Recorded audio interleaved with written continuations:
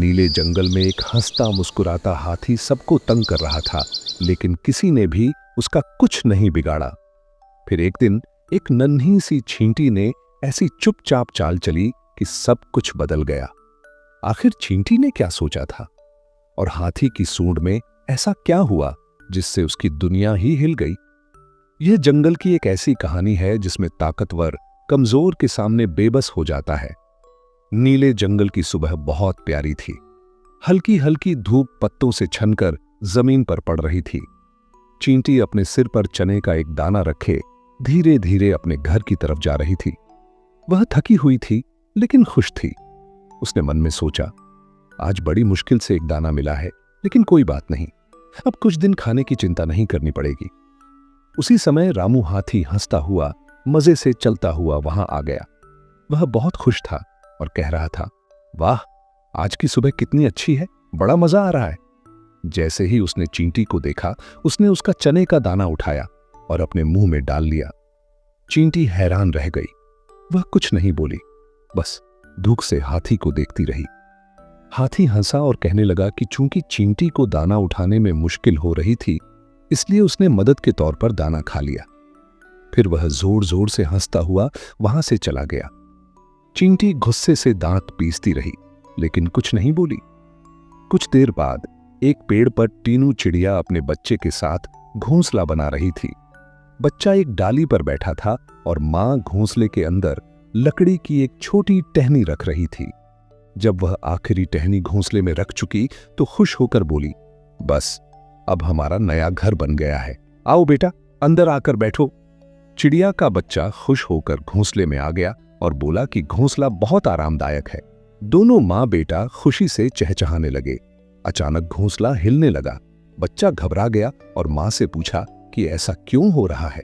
चिड़िया ने बाहर देखा तो रामू हाथी अपनी सूंड पेड़ पर रगड़ रहा था।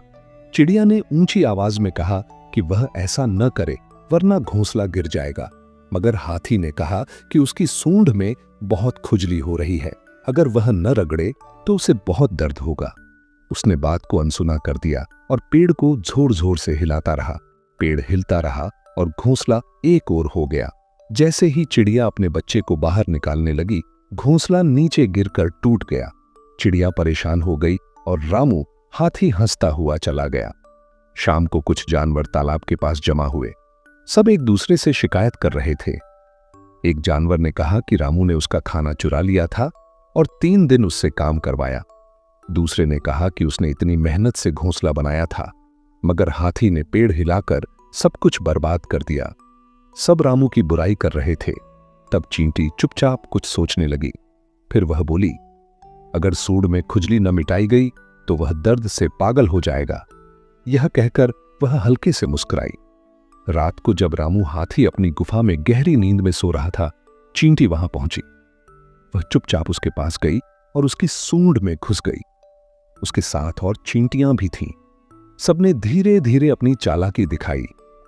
सुबह जब हाथी जागा तो उसकी सूंड में बहुत ज्यादा दर्द हो रहा था।